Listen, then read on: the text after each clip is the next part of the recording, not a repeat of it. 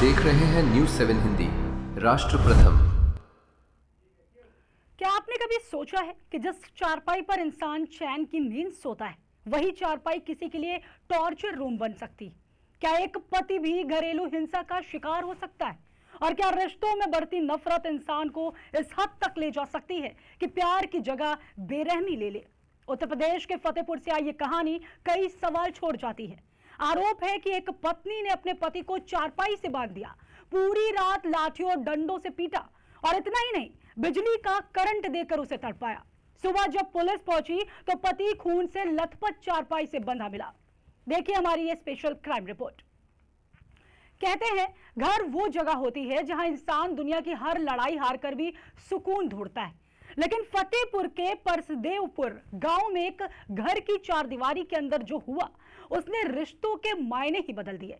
यहाँ एक पति के लिए उसका अपना घर ही कथित तौर पर कैद खाना बन गया। जिस पत्नी के साथ उसने 7 फेरे लिए, उसी पर उसके साथ हैवानियत करने का आरोप लगा। रविवार की रात गांव में हर तरफ सन्नाटा था। लोग अपने अपने घरों में सो रहे थे, लेकिन एक घर के अंदर कथित तौर पर चीखें गूंज रही थी। आरोप है कि पत्नी ने पहले पति संजीव तिवारी के हाथ पैर चारपाई से बांध दिए ताकि वह भाग न सके, विरोध न कर सके, और फिर शुरू हुआ पूरी रात चलने वाला कथित अत्याचार। लाठी डंडों से पिटाई, घूसे मुक्के, और आरोप है बिजली के तार से करंट देकर भी उसे प्रताड़ित किया गया है।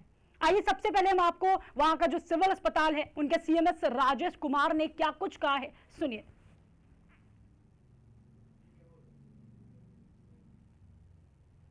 3:20 पे संजीव तिवारी नाम के एक व्यक्ति जो कि आम से थे, वो गंभीर अवस्था में चुटील होकर के इमरजेंसी में आए थे। उनके परिजनों ने बताया कि तार से बांध करके, करंट लगा करके और सिर पे कई बार गंभीर चोट मार करके इनको जो है घायल किया गया है, और मरीज घायल की अवस्था में इमरजेंसी में आए थे। उसके बाद प्राथमिक उपचार करने के बाद जब मरीज की स्थिति में कोई ज्यादा सुधार नहीं हुआ तो उनको कानपुर हेलेट। सुबह जब डायल 112 पर सूचना पर पुलिस पहुंची तो पुलिस बिना देर किए मौके पर वहां पर पहुंची थी। जब वहां की तस्वीरें सामने आई तो उसने पुलिस कर्मियों को भी हैरान कर दिया। चारपाई से बंधा एक शख्स, शरीर पर चोटों के निशान, कपड़ों पर जमा खून और दर्द से कराहता हुआ संजीव। पुलिस ने तुरंत रस्सियां खुलवाई, उसे जिला अस्पताल पहुंचाया। डॉक्टरों ने हालत गंभीर देखते हुए प्राथमिक इलाज के बाद कानपुर रेफर कर दिया। अस्पताल में जब संजीव की हालत कुछ संभली तो उसने पुलिस को पूरी घटना बताई। इसके बाद उसके भाई ने आरोपी पत्नी के खिलाफ थाने में तहरीर दी। पुलिस ने मुकदमा दर्ज किया है। आरोपी पत्नी को हिरासत में ले लिया गया है और अब पूरे मामले की जांच पड़ताल भी जारी है। आइए आपको सुनाते हैं कि एसपी ने अभिमन्यु मांगलिक ने क्या कुछ कहा है, सुनिए।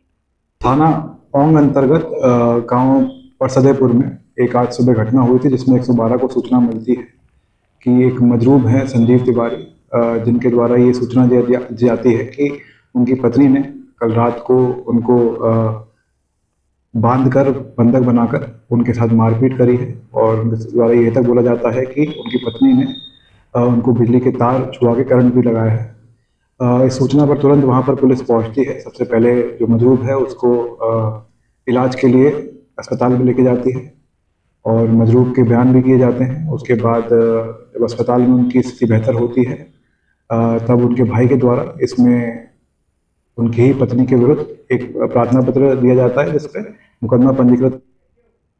ये मामला जो है सिर्फ एक परिवार का विवाद नहीं, ये उन सवालों को भी सामने लाता है जिन पर समाज अक्सर खुलकर बात नहीं करता। अगर आरोप सही है तो क्या पुरुष भी घरेलू हिंसा के शिकार हो सकते हैं? क्या ऐसे मामलों में पीड़ित सिर्फ इसलिए चुप रह जाते हैं क्योंकि समाज उनकी बात पर आसानी से विश्वास नहीं करता, या फिर इस पूरे मामले के पीछे कोई और वजह है जिसका खुलासा जांच के बाद होगा? फिलहाल इन सभी सवालों के जवाब अब पुलिस जांच और अदालत की प्रक्रिया से ही सामने आएंगे। तो वही पुलिस हर पहलू की जांच कर रही। अधिकारियों का कहना है कि सभी साक्ष्यों और बयानों के आधार पर आगे की कार्रवाई की जाएगी। इस मामले में लगाए गए आरोपों की पुष्टि जांच पूरी होने के बाद ही हो सकेगी। लेकिन इस घटना ने एक बार फिर यह बहस जरूर छेड़ दी है कि घरेलू हिंसा किसी एक लिंग तक सीमित नहीं है और हर शिकायत की निष्पक्ष जांच होना बेहद जरूरी है। HERO, hero. पापा, ये हीरोज कौन होते हैं? हीरोज हीरोज हर जगह होते हैं, फिल्मों में, फिल्मों के बाहर भी। और ये हीरोज दिखते कैसे हैं? हीरोज सबसे अलग होते हैं लेकिन अलग दिखते नहीं। हीरो टॉल होते हैं कि शॉर्ट होते हैं? वो खाना खाते हैं कि नहीं? स्कूल जाते हैं कि नहीं? वो पढ़ाई करते हैं कि नहीं? ये हीरोज भी होमवर्क करते होंगे क्या? वो कुकीज खाते हैं क्या? पापा, ये हीरोज करते क्या है? वो आपके साथ रहते हैं और आपको प्रोटेक्ट करते हैं। बाय। फिर तो आप ही मेरे हीरो हुए, क्योंकि आप ही मुझे प्रोटेक्ट करते हो। लेकिन इस घर में एक और हीरो है जो हमेशा आपको सेफ रखता है। मुझे तो कहीं नहीं दिख रहा। हीरोज हमेशा दिखाई दे ये जरूरी नहीं है। वो सिर्फ पर्दे के आगे ही नहीं, दीवारों के पीछे भी हो। गैलेंट एडवांस टीएमटी सरिया, इसकी ताकत बने घर की ढाल और इसकी फ्लेक्सिबिलिटी रखे घर को सॉलिड सालों साल। गैलेंट एडवांस 500D टीएमटी, निर्माण का रियल हीरो। सॉलिड भी, फ्लेक्सिबल भी। Gallant TMT.